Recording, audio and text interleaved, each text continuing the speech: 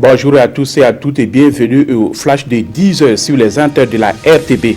Encore des attaques dans le Soum. Hier, dans la nuit, des individus armés ont pris pour cible presque simultanément deux commissariats, celui de Baraboulé à 40 km de Guibo et celui de Tongomael à 18 km. Le commissariat de police de Baraboulé a été incendié et celui de Tongomael criblé de balles. Les assaillants ont emporté des motos et incendié d'autres. Selon nos sources, ils auraient laissé sur place des manuscrits en arabe. Pour le moment, le bilan fait état d'un blessé par balle.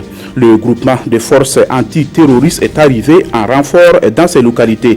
Dans leur repli, les assaillants ont également attaqué la préfecture de Diguel, dont les locaux ont été dégradés et 2 ordinateurs emportés. Et justement, pour faire face au terrorisme et autres formes d'extrémisme violent, les militaires burkinabés bénéficient actuellement d'une séance de renforcement des capacités. Ils sont issus de la première région militaire et du RPC, le régiment parachutiste commando de Bobo Dioulasso, dans le cadre de l'exercice Flintlock. C'est une plateforme multinationale qui offre l'occasion aux bénéficiaires d'améliorer la coordination régionale et de relever le défi commun en matière de sécurité. Le même exercice se déroule dans 6 autres pays d'Afrique de l'Ouest et du Nord avec l'appui des États-Unis d'Amérique et des pays européens. Le Premier ministre Paul Kabatieba a reçu hier en audience une délégation de l'Union européenne. Les échanges ont porté essentiellement sur les questions de coopération. À l'issue d'un accord de financement, un montant d'environ 77 milliards de francs CFA a été matérialisé entre les deux parties. Cette somme est destinée au financement du programme d'appui à la sécurité alimentaire et à la résilience au Burkina Faso.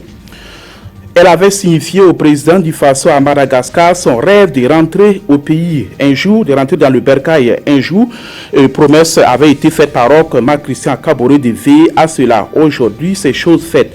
Âgée aujourd'hui de 58 ans, Bernadette Ouedraogo a foulé le sol burkinabé pour la première fois hier, 27 février. Née à Madagascar d'un père burkinabé, elle n'avait jamais mis pied dans son pays faute de moyens. À son arrivée à l'aéroport international de Ouagadougou, Bernadette Ouedraogo a été accueillie par son frère rentré au pays depuis 51 ans.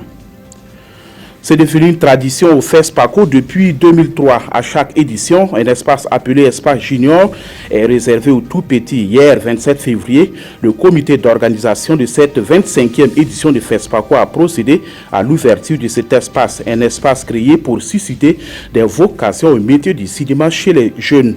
L'espace Junior, c'est aussi une opportunité pour les jeunes de voir des films africains dont les thèmes portent sur la jeunesse.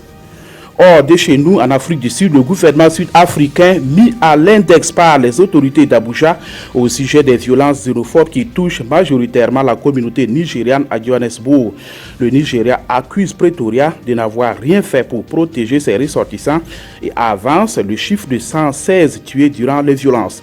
Un constat que rejette le ministre sud-africain de l'Intérieur.